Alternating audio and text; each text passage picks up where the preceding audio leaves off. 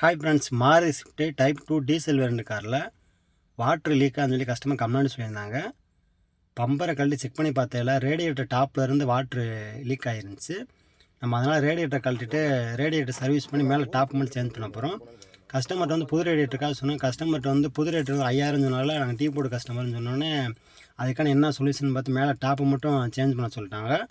அதனால் ரேடியேட்டர் கழட்டி ஒரு சர்வீஸ் பண்ணிவிட்டு மேலே டாப் ஃபுல்லாக வீக்காக இருந்துச்சு. அதில் உள்ள அந்த டாப் ஹவுஸ் உட்கார இடமே நல்லா விண்டு கட்டாக இருந்துச்சு. ஸோ நம்ம அதனால் ரேடியேட்டர் டாப் மட்டும் எடுத்து புது சேஞ்ச் பண்ணிவிட்டு ரேடியேட்டர் நல்லா ஃபுல்லாக சர்வீஸ் பண்ணி போட்டு அப்படியே ஃபிட் பண்ணுறோம்.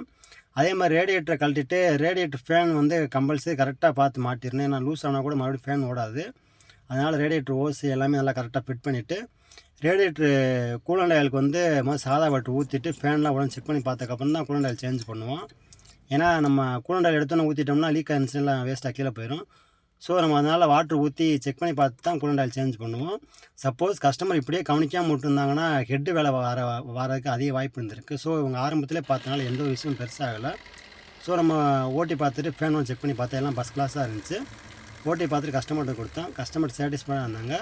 இந்த வீடியோ பிடிச்சினா நம்ம சேனலை லைக் பண்ணி ஃபாலோ பண்ணி வச்சுக்கோங்க. கார் சம்மந்தப்பட்ட நியூஸ் வேணால் கீழே நம்பர் கால் பண்ணுங்கள். தேங்க்யூ.